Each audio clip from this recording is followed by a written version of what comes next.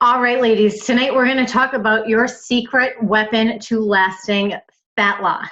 So when I asked you in the group what your goals were, it was kind of 50-50 split between fat loss and consistency. And like I said to Linda in the group, if your goal is fat loss and you're struggling with fat loss, it's a consistency issue. So you can probably guess what your secret weapon to fat loss is. Consistency, right? But we're going to dive deep tonight. We're going to talk about a few things. We're going to talk about why we self-sabotage all the damn time and what to do about it. We're going to talk about, or I'm going to give you my I actually think it's 5 best tips to stay consistent with the habits that are going to drive your results. And we know what those habits are, right? It's our nutrition, number 1, and it's our fitness, number 2. So how to stay consistent, we're going to focus mostly on nutrition tonight, how to stay consistent with that stuff. And then I'm going to offer you an opportunity to keep working together over the next 3 months. Both programs I am discounting for you for being a part of this program. So before we begin, or before you watch the replay, shut off all your distractions. I'm going to try to go through this as quickly as I can. I tend to talk a lot, but I'm going to try to go as quickly as I can so that you're not spending like an hour watching this replay, but you'll get through it a lot faster and you'll get a lot more out of it if you just shut down the distractions, okay? So a little background about me. I dieted for about 9 years of my life, and I have tried every diet under the sun. You name it, I have done it, except for the cabbage soup diet because I thought that just sounded gross. And I was continually losing the same 15 pounds or so over and over and over again. And I remember, like, every time I look at pictures from that time in my life where I was really dieting hard, because my weight was so up and down, and I'm not like a tall person, so the weight really showed. And I could remember exactly how I was feeling when those pictures were taken. When I was on the lower side, I was like feeling really good, but also always so afraid that the weight was just going to come back on. When I was on the higher end, I was feeling so terrible and like, oh, I don't even want my picture taken. And if I do, I don't even want to look at it. Now I love looking at pictures of myself. I love having my pictures taken. I think it's so fun. But 9 years ago, or for those 9 years, it was not pretty. I felt weak mentally, like I just could not stick to a diet. I was constantly feeling guilty about what I was eating or not eating. And I was frustrated because the things that I was told were going to work, like dieting, like Weight Watchers, like keto, like Atkins, like South Beach, those things weren't working for me. And I didn't know what to do. I was completely obsessed with food and exercise. I was tracking everything. I was counting everything. I was, every bite, lick, and taste, I was tracking it. And if I ate something that I thought I wasn't supposed to, it sent me into this spiral of just binge eating. And that turned into a really terrible, really harmful habit that I developed. And same thing with exercise, because I was eating so much, because I was binge eating, I felt like I had to exercise it off. And so then I would go to the gym 3 times a day. I would run in the morning. I'd run 7 miles. Then I'd go to a hot yoga class for an hour and a half. And then I would go to the gym and lift for an hour. And then sometimes, because I was a spin instructor, and at that gym, we didn't teach on the bike, we were more off the bike, but I would take my boss's spin classes sometimes too, to get that like extra calorie burn. It was insane. The only answer that I had in my brain for how to fix this was to diet harder. Eating less and exercising more. That's the only thing that made sense to me, because that is what I had been told forever. And listen, I have a degree in nutrition. This is what I went to college for. And that was the advice they gave us too. If you want to lose weight, you have to eat less and you have to burn more calories. And what we're going to talk about tonight is how that just might not be the case. So this is a little infographic that I posted on social media and stuff not too long ago, but it really just gives a good example of where I was then in 2014 and where I am now. And now the thing that people always say when I post stuff like this is like, oh, I see the physical change, or you look great in both pictures. And yes, I don't hate how I look on the left. I did at the time. I don't hate how I look there. This was at my sister's baby shower. And I feel like if that's where I was now, I would be okay with that, because I've done all the work on that stuff, on how like what my body looks like doesn't define my worth or how I feel about myself or what I bring to the table. So yes, there's a big physical difference here. But what's more important is the mental shifts that I made to make this happen and to maintain this physique that I have relatively effortlessly. Now, I do watch what I eat ish. If you saw what I just bought at the grocery store, you would think differently. And I do exercise a lot because I think our bodies are meant to move. They are not meant to stay still. And so I exercise and I move my body a lot. But it's not to the detriment of my mental health. It's not an obsession. I do things because I enjoy it, because it's the only way it's going to stick. Okay. So let's talk about you. So I want to talk about how you might be feeling now and how you probably want to feel instead. Okay. So a lot of people tell me I wake up every day with the best of intentions. I plan my meals just like you, well, most of you have been doing in this challenge. I plan my meals, I plan my workouts, and then all the stress of the day just gets to me and then my plan unravels. Okay, super, super common. Maybe your clothes aren't fitting like they used to, or maybe they're fitting, but you're just not as comfortable wearing the things like the bodysuits and the crop tops, or like your jeans. Maybe they're not fitting as well as you want them to. Maybe you find yourself falling victim to the all or nothing mindset. This is something I hear all the time. People are either 100% perfect with their nutrition approach, or they're all the way off the other side. So they're either eating like oatmeal for breakfast, salads for lunch, and protein and veggies for dinner, or it's like drive-through breakfast sandwich, ordering pizza for lunch, and then getting takeout sushi for dinner or something like that. So there's no like middle ground, and that's where we want to get to. We want to be able to navigate that gray area versus black and white. Emotional eating is crushing you. Again, I hear this all the time. We let our emotions take over. This is something I've been talking about on social media today, is circumstantial eating. So we let our circumstances or our environment or our mood dictate our food choices. And the more we do that, the more we're going to struggle. Or maybe you feel like you start off really strong and then your motivation starts to fade. And if you could just be more disciplined and if you could just be more consistent, you know you would get the results you want, but you don't even know where to start. I'm going to give you your starting point tonight.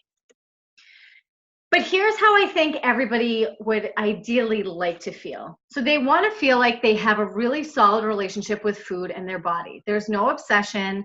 There's just food and the result that the food is giving them. There's the action and then the result that the action is giving them. We want to feel confident in our clothes, maybe that we have like hiding in the back of our closet that might not fit so great right now. We want to be able to just, no matter what season it is, no matter what we're pulling out of the closet, we want it to just fit really, really well, right?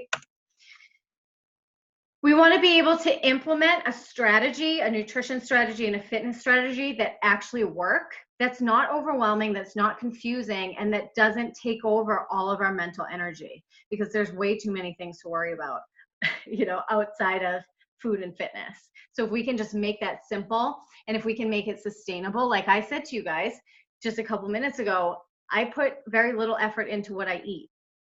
I don't think about it that much.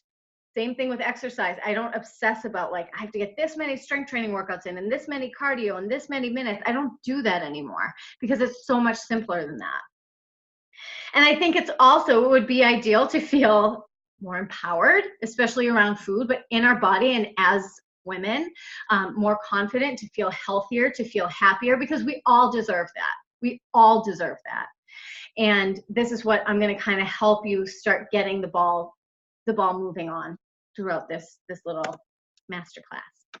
But before we dig in, I want to know, and if you're watching the replay, I want you to write down what your one thing is. So if you could just get consistent with one thing, what would it be? Maybe it's your alcohol intake. Maybe it's your water intake. Maybe it's eating more fruits and veggies. Maybe it's planning more, like we've done in this challenge. Maybe it's getting your workouts in. Write down, physically write down, pen to paper, what's your one thing that if you could just solve that problem, you feel like you could make some serious headway towards your goals? Okay. So now let's talk about what consistency means when it comes to fat loss. And we're going to focus a lot on fat loss tonight because a lot of you said that was your goal. And this is what I coached people on for the last 3 years. I'm kind of shifting away from fat loss and talking about fat loss so much, but because this is what the goal is, this is what we're talking about. So this is what consistency means with fat loss. Eating for your goals 80 to 90% of the time. Super, super, super important that we don't get caught up in the idea that we have to do this perfectly 100% of the time. We are human beings. We are going to make mistakes. We're going to eat the donuts. Look at that donut. I love that picture. I want to like frame that and put it in my room. We're going to drink more alcohol than we probably should. We're going to miss workouts. Stuff happens. So instead of aiming for that 100%, we aim for like that B or A minus range, because it gives us some wiggle room and it gives us some room to play and it gives us room to enjoy the foods that we're eating, like the donuts. Also, exercising for your goals 80 to 90% of the time. I used to be one of those trainers. I was a personal trainer for 10 years. And I was one of those trainers who was like, this is for probably the first like 5 years. This is how you have to exercise. You have to do this, this, this, this, this. And it was very specific and it was very strict and it was very rigid. And it was no wonder my people weren't doing it, because some of them didn't like strength training at first when we started doing it, but they loved Zumba. But here I was saying Zumba doesn't count. Zumba's not exercise, it's movement, it's not exercise. Like, I just can't stand that I even did that or said that to people. But you know, they always say if 6 months you don't look back 6 months ago and think like, oh my God, what was I doing? You're not growing. So thankful for the lesson. But the thing is Zumba great for fat loss? Not really. It's kind of equivalent to like running on a treadmill or hopping on an elliptical, but it's really fun. People love it. There's a whole community aspect to it. You definitely sweat.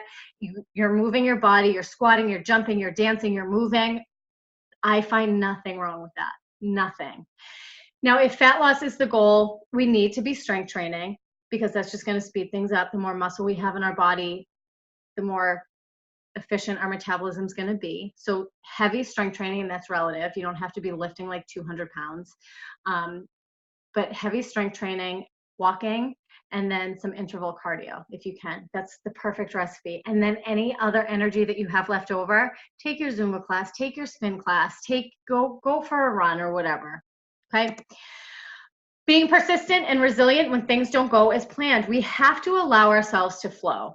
I think what happens a lot of times in these challenges, and I would bet money that for the people who haven't been consistent about checking in, it's because they feel like they missed a day and there's no coming back from that. They're like, well, I missed a day, so what's the point?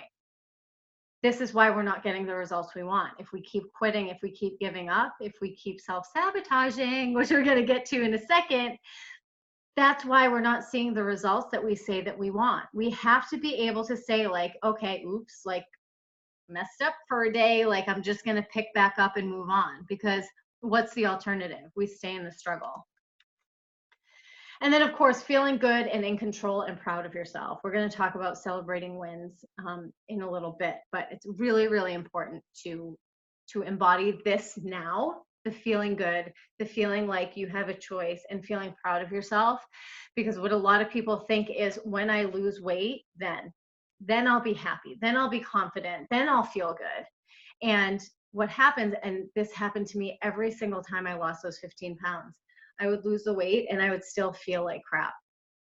And I didn't really understand it at the time, but what I know now is that we have to embody that version of us that we want to be now, so that when we get to that end goal, it's just like, okay, cool. Like, I'm already confident. I already feel good. That's why I can say, like that picture of me on the left where I was 20 pounds heavier, if that were my body now, I, honest to God, think I would be cool with it, because it's like, okay, great. I'm still a smart person. I still help people get healthy.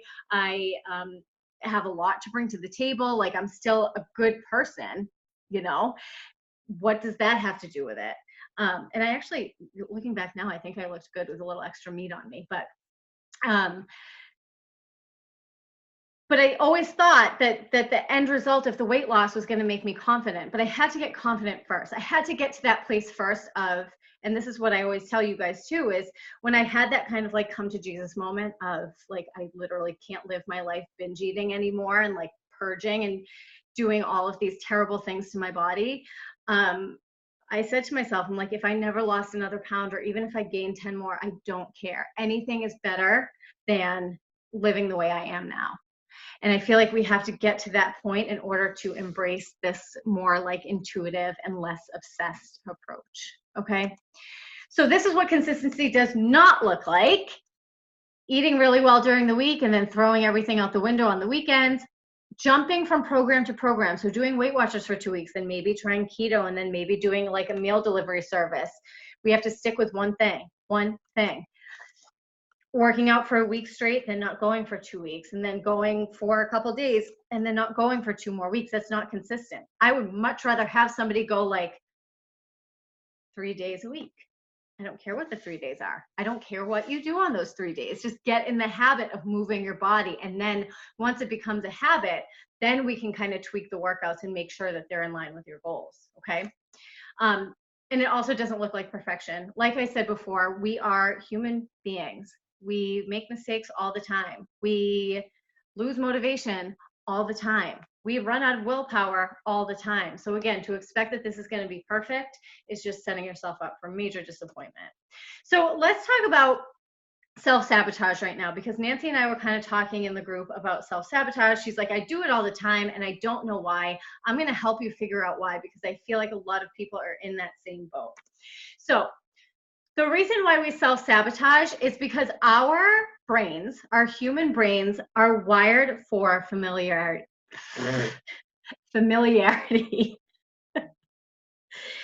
We want to stay, our brain wants to keep us safe. Change is not safe, according to our brain, even if it's change for the better. The problem is what's safe for our brain isn't always what's best for us. So what's safe for our brain could be something like, you are so stressed out, the only thing that's going to calm you down is a couple glasses of wine at night. That's safe for our brain because that's a habit that we've built. It gives us the result that we want. And our brain is like, okay, this is what we do now because it makes us feel better. But it's also increasing your weight. You're not sleeping as well. You're skipping your workouts. You're eating worse the next day because you're not sleeping and you're stressed and you're tired. So it's this whole spiral. And we can know that, but it can be so hard to change that habit because our brain is wired to stay the same. Okay? I hope this is making sense. So when we're self-sabotaging, it's actually a survival instinct. It's like in our DNA, like it's survival, right? And it's actually, you know, if we can flip it from being this like horrible thing, we're sabotaging our results and we're ruining everything we're working for, you're actually just taking care of yourself in the best way that you know how. And I think that that's kind of sweet. I think that's kind of cute, even though it can be like not in line with our goals. But again, I'm a big fan of flipping these things that are like negative and bad and that we shouldn't do, and finding the reason why we're doing it. And the reason why we eat the bag of potato chips is it's serving us in some way. And when we can find out what that reason is, then we can come up with a plan around that and how to achieve that same result with a healthier habit. Okay. If you guys have questions about this stuff, pop them in the group or just shoot me an email, because I know this can get a little woo-woo. And when we self-sabotage, we're just replicating a feeling or a dynamic that feels comfortable, even if it's just for a moment. So like with the wine, we just want to feel good. We just want to feel okay. We want to feel relaxed because that's more comfortable than feeling like this girl in the picture, feeling stressed and overworked and overwhelmed and like our brain is just running crazy, right? So we drink the wine so that we can feel a certain way. We want to feel differently than we feel in the moment. And so I don't think it's a bad thing that we sabotage ourselves.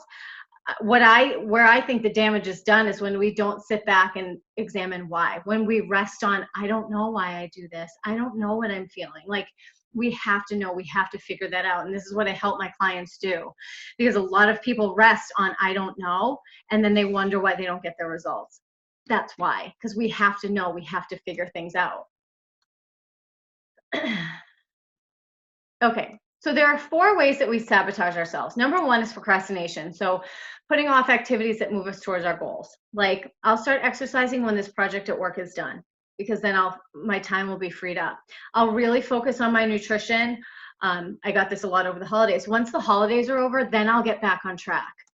And want to know what? All the people who said that to me, nobody did it. Because we're always looking for that reason to put it off, that reason to sabotage, that reason to procrastinate. Number 2 is numbing out. And I think a lot of you guys are going to be able to relate to these. So overeating. We eat so that we, not all the time, but we overeat, we binge eat so that we don't have to feel the feelings. This was my thing. Whenever I was stressed or anxious or feeling feelings that I thought I shouldn't feel, that I was kind of told were not okay, I would eat because I was like, well, I don't know what to do with these. And eating makes me feel really good for about a minute. So I'm going to eat as much as I can, as fast as I can to try to like squash these feelings down and feel something good. Same with drinking, like the wine, scrolling through social media, that's an escape and a half. That leaves us feeling a lot worse, right? Overspending, going shopping all the time, and binge watching Netflix. So any way that we just kind of like check out of our lives when things are getting hard, that's numbing out, and that's self-sabotage. Number 3 is just not showing up. So the example that I always use for this one is signing up for a program or signing up for a challenge and not following through. And if you've noticed in this challenge, that has happened to everybody except for one person, except for Laura's the one who has stayed the most consistent with planning her meals and checking into the group and all of that. And that's not to make anybody else feel bad. Please hear me when I say this. I'm not like calling you out and saying that you failed at this challenge. You didn't. But this is just really good data to have for you to say, I know I sabotage myself. I don't know why. I don't know like exactly where this is coming from, but now you know, and I'm going to share some clients with you in a little bit, and I'm going to talk about the ways they were sabotaging themselves before we started working together. Now you know, right? You know ways that you're sabotaging yourself. Maybe this is it. Maybe it's the not showing up. So then we have to figure out where are other places in your life that you're not showing up for yourself. And what does this pattern go back to? Where was this? And this is where it gets really fun for me as the coach. Maybe not for you as the client, but for me as the coach, like where was this behavior modeled to you in your life? Where did it come from? What's the root of it? And then how can we change it? Okay. And then number 4 is quitting. So my results aren't happening fast enough. This is too hard. And I don't feel like planning my meals today. All of those things we say to ourselves to kind of excuse ourselves out of doing the things we know we should be doing to bring us closer to our goals. So I don't think we're ever going to be able to stop self-sabotage, like just put a hard stop to it, because again, we're humans and this is kind of how our brain is wired, but I think we can get some really good control around it. So we have to get really clear on what we actually want. We have to be sure the changes that we're deciding to make are really easy to implement. And I don't use that easy word a lot, but it's important here. Get support when you need it. Celebrate all your wins, no matter how big or how small. Okay? So getting clear on what you want. We don't know what we really want or why. I was just talking to one of my clients about this, and I was like, what do you want? Like a year from now, what would you want your life to look like? And she's like, I don't know. Like, what do you mean you don't know? What? But here's the thing, guys, is we're adults now, right? And when we're kids, you ask kids, like, what do you want to be when you grow up? And they have these wild ideas. Like when I was growing up, I wanted to be an author. I wanted to be a pop star. I wanted to be all of these big, huge things, right? And then as you grow up, you kind of get this message of like, well, be realistic. Like, you're probably not going to be an author. You're probably not going to be a pop star. So let's like focus on something like being a teacher or being a coach, or, and not a coach like I am. Like I thought I was going to be a history teacher and a basketball coach. But we kind of lose that ability to dream and lose that ability to think about like what we actually want, not what our parents want. Mom, I love you so much, but not what our parents want for us, because I feel like I've taken some years off of my parents' life with my, life choices, but you know, that's okay. My job as a kid, right? But anyway, we have to get really clear on what we want and why. And not even on this big macro scale, but on a very micro level. Like, what do you want your body to look like? What do you want your habits to look like? What do you want your fitness routine to look like? What do you want your wardrobe to look like? Like, these little things matter. And this can be a good place to start is, well, I don't want XYZ. And then we find the opposite of that to find what you do want. It's hard for us, again, I think especially as women, it's hard for us to say, I want this. Like, I want to make 6 figures. You don't hear a lot of women saying that. Men say it no problem. They're like, yeah, I want to be rich. I want to drive one of those like little sports cars. I want like this big blah, like blah, blah, blah. They'll go on and on. But you ask a woman what she wants and she's kind of like, I just want my family to be happy. But what do you want? Okay, so I hope that I'm driving this home. We got to get clear on that first. We don't know how to do it in a way that works for us. So coming back to the fat loss goal, we try all of these other things, right? We follow diets and meal plans and workouts, and we have no consideration for what feels good in our body, what our goals are, and what our lifestyle looks like. Like these people who think they're going to go keto, who are traveling all the time and going on vacations and going out for like work dinners and stuff, like it's just, it doesn't work with their lifestyle. Keto works for people with epilepsy, people with severe autism, and people who probably have a very, very, very sedentary lifestyle, because our body runs most efficiently off of carbohydrates. And it's not like crackers and bagels and bread. It's like fruits and vegetables, and then yes, whole grains and things like that. We do what other people think we should do. My friend is concerned about my weight, so I should probably start to lose weight. I've heard that. I just want to be a size 8. Society, right? Society tells us we need to be, I mean, I even think an 8 is high by society's standards, not by my standards, because this is my size. But this is what society tells us, right? We have to be a certain size. We have to be skinny. We can't take up too much space. We can't have any extra skin because that's bad. That's what we're told. And so we think we need to lose weight or lose fat because of this reason. And then we're lacking true clarity on our goal. I want to lose weight because I don't know what else my goal should be. Because this is the thing. Weight loss is tangible. We can measure that, right? We can measure that with a scale. We can measure it with a measuring tape. We can measure it with our clothes. But how do we know if we're being more mindful? How do we know if we're being more consistent? How do we take an intangible result and make it tangible, right? I should eat more vegetables because they're good for me. Like maybe you should be eating more, but maybe not. But we have to look at what's like in front of us and figure that out. So this is my client, Jess. I love this picture of her. I mean, she is just stunning. I love her shoes. I love that dress. I love how her husband's holding her flowers. I just love all of it.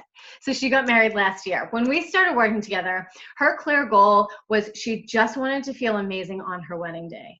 Yes, that meant she wanted to lose a little weight, but she also knew like we weren't going to be able to like snap our fingers and in 3 months transform her whole body to be this like little waif. That's not what she wanted. She just wanted to feel healthier. She wanted to feel empowered in her food choices. And she wanted to feel like for once she was being really consistent with her approach to nutrition and fitness. Her self-sabotage of choice was not showing up and numbing out. So signing up for programs and not showing up, numbing out with food, numbing out with social media, numbing out with TV. When we started working together, or after we started working together, she didn't always love the fact that she had to work out or that it was on her plan for the day. She didn't always love the fact that she had to eat more veggies and protein, but she did it anyway because she was so super clear and specific about her goal and about her dress. And she actually bought her wedding dress 2 sizes too small. And the woman at the dress shop was like, you're crazy. Like, please do not, I kind of can't let you do this. And Jess was like, no. She's like, I'm going to do this. And she went for her first fitting and the dress was too big. She ordered it 2 sizes too small. She put it on and the woman was just like, she couldn't believe it. She could not believe it. And it was, I had like goosebumps. It was so cool. She texted me consistently. That was a part of her program. She food prepped, she exercised, and I don't know what to my coaching, that's a typo, but she implemented our plan. She took my coaching and she implemented it. So she would come to me and she'd say, I'm going out to dinner. What do I do? We would talk about it and then she would go do it. She started becoming this person who showed up for herself, who stopped the not showing up, who stopped the self-sabotage and took action. And Jess said, my biggest takeaway was that being healthier in my everyday life doesn't require strict deprivation, just thoughtful planning. She said, my wedding was magical because of you. I never could have gotten there without you. So we reached her goal. And now she's still working on stuff, right? Like now that she's married, she's been on vacation. She just lost a family member, so she's grieving, but she's really working on navigating this real life stuff while still staying fit, while still keeping her nutrition in the front of her mind. And it's been really cool to kind of watch her figure this stuff out. She's been doing a lot of she's still working with me, but she's been doing a lot of like self-coaching as well, which is really fun to see. So let's talk about implementing one small change at a time. This is what nobody likes to do. We know that changing too much too fast is the best way to stay inconsistent. This is why diets don't work. This is why these major overhauls, these ketos, these Whole30s, all that garbage does not work, because it's too much too fast. And remember, our brain doesn't like change. The more we resist this idea of starting with one thing, the longer it's going to take us to get any kind of result, any kind of long-term result, and reach our goal. And I always think getting somewhere slow is better than getting nowhere fast, right? Here's what we do instead. So that's what we know. Here's what we do. We tell ourselves we're going to become more mindful about our food choices, even though we don't know where to start or what that really means. We tell ourselves, I'm just not going to eat carbs or any sugar, or I'm going to cut out snacking for a few weeks. And then we rebound like crazy. That diet rebound is insane. Or we buy only healthy groceries because we're like, this is it, I'm just going to eat perfectly. And then we go way overboard on the weekends, or at the vending machine at work, or in the cafe at work, because we haven't given ourselves any of that wiggle room or any of that like nutritional relief throughout the day. That's why I have those treat yourself moments on your sheet, because I want you to start building those into your day so that you don't feel the need to go off the rails over the weekend. So choose one of these things to start implementing now off of this list. If you already do water before coffee, if you're not a big drinker, whatever your current habits are, I want you to pick one of these things and start doing it. And these are habits that seem so insignificant, right? They seem kind of silly. It's like, well, how much can like changing breakfast do, or how much can changing dinner really do? Like, if everything else stays the same, it's not ideal. If everything else stays the same, what's that going to do? It's going to do a lot. And it's not just for physique change, but it's also for the mental standpoint of it. Like, we have to kind of build that trust with ourselves that something so easy, like I can stick to that no problem. We need to give ourselves those wins. Okay, so choose one of these things and start implementing it. And then you're going to notice a really big change. So this is our girl Lisa, who's in our challenge right now. And I love using her as an example because she's just so fun. Lisa, I freaking love you. So when we started working together over a year ago, her clear goal was to stop eating in her car and to stop feeling guilty about eating certain foods. So Lisa had a history of Weight Watchers and dieting, and her car was kind of her place where she'd go between jobs and she would just eat. Her self-sabotage of choice was kind of not showing up. And again, like, I'm not being critical of Lisa. We've talked about this. She knows this. It was like, I know what to do, I'm just not doing it. That's not showing up for yourself, right? So now that we've been working together, she's stopped eating daily in her car. She still does eat in her car sometimes, but she's not binging. She's not doing it every day. It's not a habit anymore that's destructive. Or I don't want to say destructive, that's kind of harsh, but it's not a habit anymore that's really impacting her negatively anymore. She's released food guilt. She's stopped worrying about counting freaking points. And she is my biggest fan of implementing these small habits, changing one thing at a time, letting that be your focus, and then watching all the other habits fall into place, right? Lisa said, I made small changes, stopped tracking, which just discouraged me, and started to work out more. And I couldn't have done it without you. I even ate in my car today and didn't feel guilty because I knew I was in control. So when we look at her feedback and we look at her clear goal, are those not perfectly aligned, right? Her goal, stop eating in her car, stop feeling guilty. The last sentence, I ate in my car today and I didn't feel guilty because I knew I was in control. And I just love this example. And again, Lisa's still working on stuff, right? We're working on ramping up the fitness or maybe getting more smoothies in, but it's not these big sweeping changes that we're making. Baby, baby, baby steps.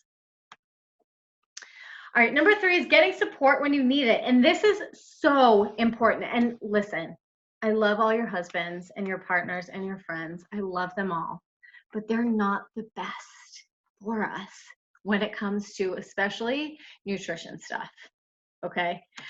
So there's a study that found that 2/3 of the people in the study who enrolled in their weight loss program with friends, so them and their friend joined this program together, they kept the weight off for at least 6 months after the program ended. But the people who joined on their own, only 1/4 of those people achieved that same success.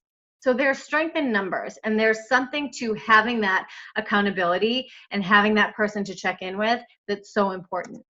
Another study found that programs with individualized attention, so more like one-on-one coaching, resulted in greater weight loss than going it alone. I can't tell you, like, I haven't hired a nutrition coach or a fitness coach in a long time. Well, fitness I have, but a nutrition coach not in a long time. But I cannot tell you how helpful it is to have somebody that you can reach out to when you need help or just to help you stay consistent. Like my fitness coach, he was forever writing me programs to do on my own, and I was never doing them. I was just like, he's never gonna know, and if he does, he'll like give me crap for a minute and then it's over. But then he started using this app, and then he would know if I was getting my workouts in or not. And every once in a while he'd be like, what's going on? So I was like, oh crap, I got to get myself in gear here. But then I started doing it, and I started working out more and following my program more, and lo and behold, got better results, right?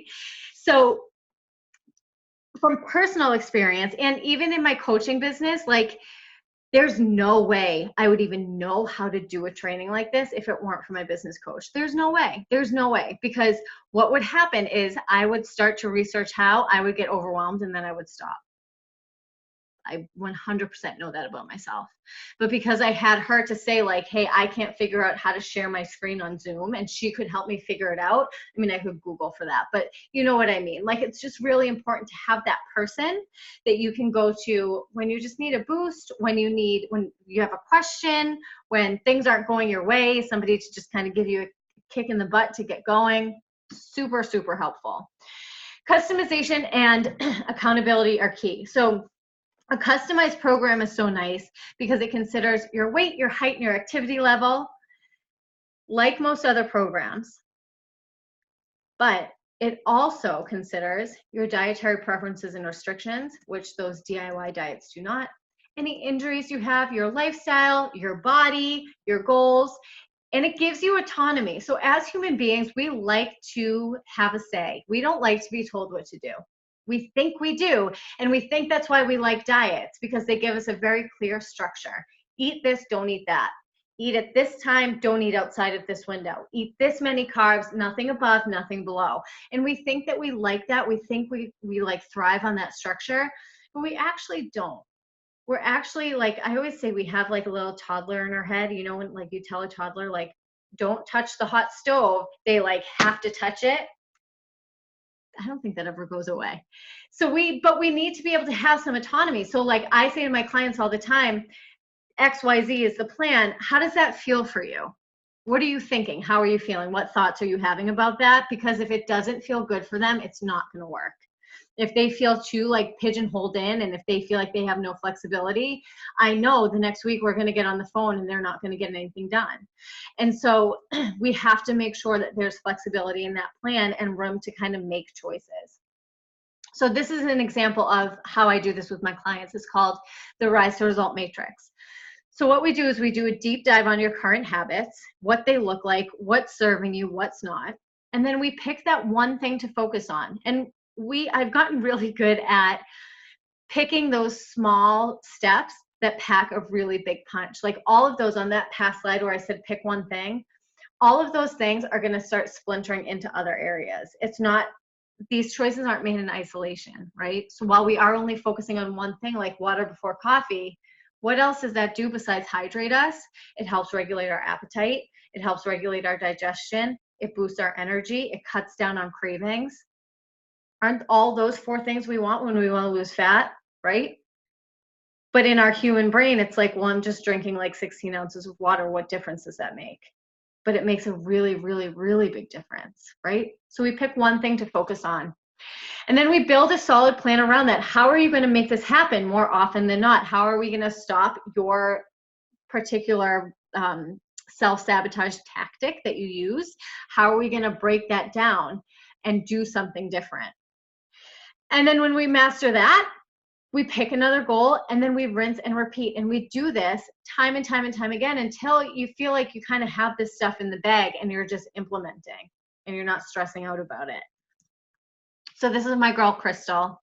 Freaking love her.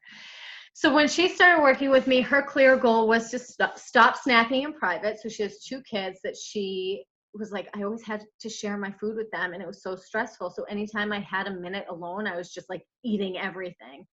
She wanted to get stronger. She wanted to lose 20 pounds after having her second baby, and she just wanted to feel better in her body. Her self-sabotage of choice was not showing up, again, knowing what she needed to do, but just not doing it and numbing out with the food. And then since we've worked together, she runs 5Ks and wins her age group. This race she won. She goes to the gym multiple times a week and has found her inner athlete again. So she was a hockey player growing up. She played field hockey in high school. She played hockey in college. And after college, she kind of lost herself a little bit. And now she's a star. We go to the same gym, and she is just incredible what she can do. She lost 30 pounds instead of the initial 20 that she wanted to lose. She worked with me for about 6 to 8 months, and she lost this weight then. Now she's the healthy one in her friend group, and she's like, every time we go out to eat, people are like, Crystal, what should I order? Because she's the one with the knowledge. And my favorite part is that because she has so drastically improved her eating habits, she's then taught what she's learned. She's taught what she's learned to her husband and now her kids. And her husband sent me a message on Instagram. They're friends of mine. He sent me a message, and he's like, the stuff you taught her and the stuff she's taught me because of it. He's like, I've lost 20 pounds. I'm fitting into clothes that I wore in high school. He's like, now I'm working out 3 times a week, and I look forward to it, and I love it because I feel good. And they're being amazing models for their kids. Again, like I love them. I have goosebumps all over. But it's amazing what this does. We think like, ooh, like we feel selfish about spending money on this and saying yes to ourselves and actually going for what we actually want. We feel guilty about it. But the effect that it has on the people around us is so profound. And so this goes right into our 4th thing, is investing in yourself. And this is scary. And as soon as I start talking about money, it's so funny. Whenever I send out an email about money, I get so many people unsubscribing off my list because it's so uncomfortable for people to talk about. And I get it. I get it. It's not something that like we talk a lot about, right? But we're going to talk about it right now because this is all about getting uncomfortable so that you can get the result that you want. So we like to talk a big game. We say, I want to be consistent. I want to lose weight. I want to make healthy choices, and I just want to do it naturally. I want to get more toned. But when it comes to doing the work, we don't want to do it because, again, it's not you. It's our like biology. It's our brain. Our brain doesn't want to work too hard. Our brain's kind of lazy. It's amazing, but it's lazy. It doesn't like change. It doesn't want to do anything different. It doesn't want to put in a ton of extra effort. So if you're feeling like I've been trying all of these things and nothing's working, you can blame your brain. You can blame your biology. So we blame time, money, procrastination. I'm lazy. I'm too busy. I'm too tired. But what we really want is for this stuff to be easy. We also want to feel seen. We also want to feel heard. We also want to feel supported. We don't want to feel like we are an island unto ourselves, just kind of like floating over here trying to figure everything out on our own. Again, we are hardwired for connection. So anytime you think to yourself, I'll just do it myself, check yourself. We don't get anywhere fast going it alone. I promise you that. I tried it in so many areas of my life. And it's not until I team up with other people, hire a coach, that I actually get the results that I want. this is why coaching is so valuable. The funny thing is, like, clients will hire me, and then before our first coaching call, they're already doing the work. I actually remember my first coaching call with Linda, who's in this group. At the end of the call, she was like, she's like, everybody around me has coaches, whether it's business coaches, career coaches, health coaches, whatever. She's like, I never understood it. And she's like, I get it now. I get it. Because of all of these things, because you have somebody who's listening to you. When's the last time you sat down for 45 minutes and somebody just let you talk? Unless you're in therapy, it probably hasn't happened any time recently, right? Because it's always a two-way conversation, and it's not always a bad thing. But when's the last time you really felt seen and you really felt supported and you really felt like somebody was understanding your struggles and working with you to make the struggle not there anymore, to make it a little bit better, right? This is what coaching does. And here's the hard truth, and this is something that I see all the time. If we choose not to invest in ourselves, we might never reach our goal. Because if our brain is wired to not really want to do the work and we don't have the support or anybody to hold us accountable, what are we going to end up doing? We're going to end up sabotaging ourselves. We're going to end up quitting on ourselves. It's human nature, and it sucks. And I wish that we could just rewire the brain really quickly and fix that, but it takes some work. It takes some time. But again, this is why coaching is so valuable. And it's so funny to me. There are people who every 6 months or so will send me a message, and they'll be like, I'm so frustrated because I can't fit into these pants, or I can't blah, blah, blah, blah, blah. And it's the same story every time. And I'm like, well, you can keep doing what you've been doing and going it alone and going on all of these crazy diets, or we could work together and figure it out. And then you would never have to do that stuff again. And you would probably never have to message me again and tell me that you're frustrated about not getting a result, because we'll have figured it out together. It's low risk, high reward if you're willing to put in the work. So this is my girl, Diana. So when we started working together, her clear goal was to get to the root issues around food and body image and cleaning up her nutrition habits. And she also wanted to get stronger in the gym. She was a personal training client of mine and then transitioned to online after I left the gym. She really, she had bits of self-sabotage, a little bit of not showing up, because there were a lot of nights where she would kind of have chips and salsa for dinner instead of protein and whatever she knew would be a better choice. But she was very consistent at the gym. She was consistent with her nutrition habits. She was reading the stuff. She was joining the challenges. She was doing all the things that she thought she should be doing. But she wasn't getting the results that she wanted. And since working together, she's learned to balance the chips and salsa with real meals. It happens, but now it happens a couple times a month versus a few times a week. She's learned food combinations that work best for her. She pays very close attention to her hunger and fullness cues. So she always knows oh, I'm a little hungrier today. I wonder why that is. And then she goes and figures it out. It's really cool to watch my people coach themselves. I love it. She started doing unassisted chin-ups at the gym, which was a goal of hers for a long time. So it was really, really exciting when she texted me and she's like, you won't believe this. It was awesome. And feeling confident in her body, she started wearing crop tops and sports bras to work out in. And she never would have done that before. And again, if we look at her clear goal and we look at the results that she got, they're very aligned, right? And this is the beauty of getting clear on what you want and then having somebody with you to set up that exact game plan. Diana said, my biggest wins were learning how to still eat my favorite foods without stress and drastically decreasing negative self-talk. Bringing in more positivity and decreasing stress has made a huge difference, and it really helped to have Lauren there to guide me. So we did she did a lot of work on creating a gratitude practice and positive affirmations as well. So number 5 is celebrating every win. I tell this story a lot, but when I was, working through my binge eating stuff and my body image stuff, one of my binge foods of choice was Pop-Tarts. And I would eat a whole box of Pop-Tarts in about 7 minutes, in the time it took me to get from CVS to my house. And in the pack I got, there were 6 Pop-Tarts. It was the s'mores ones. So if I had a day where I only ate 4, I celebrated the crap out of that. I remember standing in my room at my first apartment when I moved to the city and looking in the mirror and saying that to myself, like, you only ate 4 Pop-Tarts today. Like, you still have 2 left over that you can eat tomorrow. That's incredible. And it was. And I know it sounds so silly because it would have been really easy to turn around and be like, you still ate 4 Pop-Tarts. Like, that's kind of gross, right?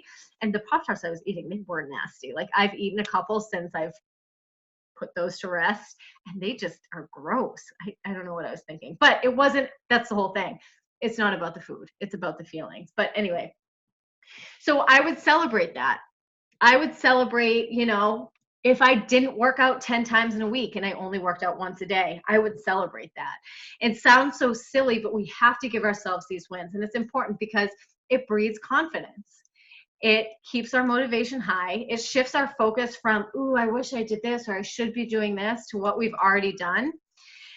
And I'm going to give you a list of how to celebrate without food. Now, I don't have a huge problem with people saying, like, when I reach this goal, like when I reach my goal of working out 3 times a week for a whole month, I'm going to go out to a really nice dinner.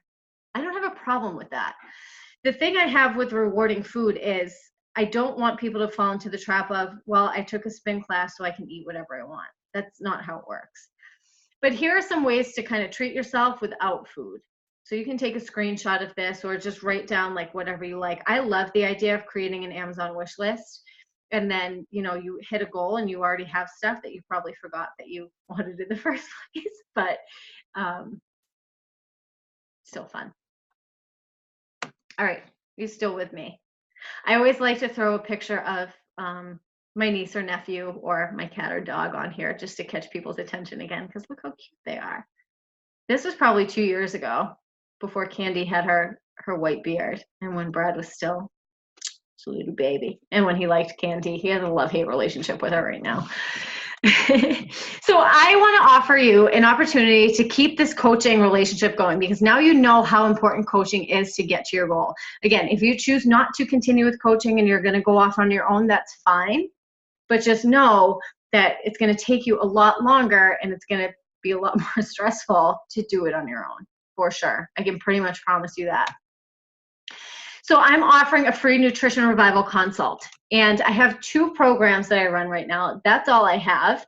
I have my Wicked Fueled Coaching Club, and there's a signature membership with that and a VIP membership, and I'm going to send you all this information to your email.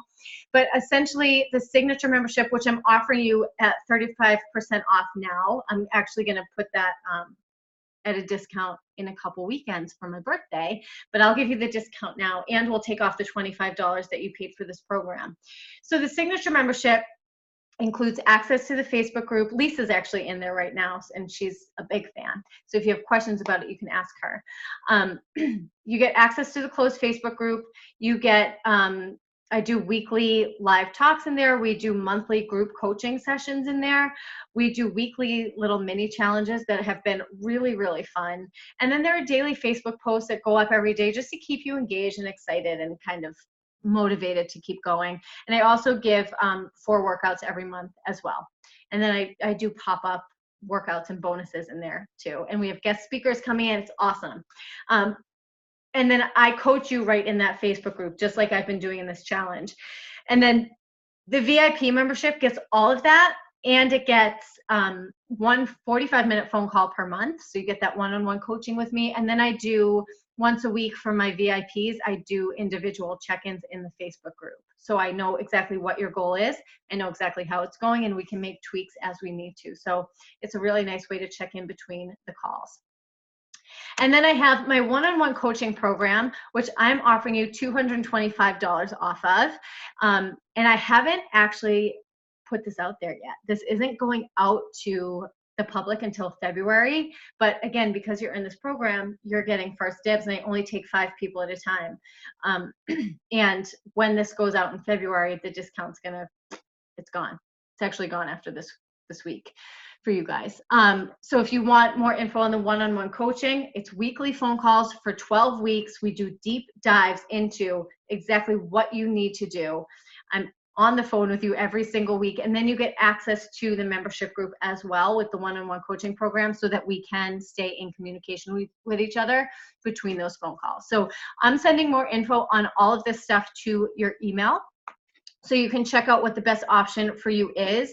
I would, of course, love to continue working with all of you. So if you have any questions about this stuff, just let me know. So your next step is to go to your inbox, open the email from me, and book your Nutrition Revival consult, and we'll talk next steps. I don't expect you to know like what the best program for you is, so I'll help you figure that out. And I'm not about just putting people into like my one-on-one coaching program just for the sake of it. It's a very specific person that I work with in there. So don't think that it's gonna be like an awkward sales pitch. It's not at all. Even if you decide not to work with me in that capacity, I still want you to walk away from this Nutrition Revival consult with something, with like some like action step that you can start doing to bring you closer to your goals. Okay, excuse me. That's it. We're done. That took 56 minutes. Not bad, not bad at all. So if you have questions about this stuff, please let me know.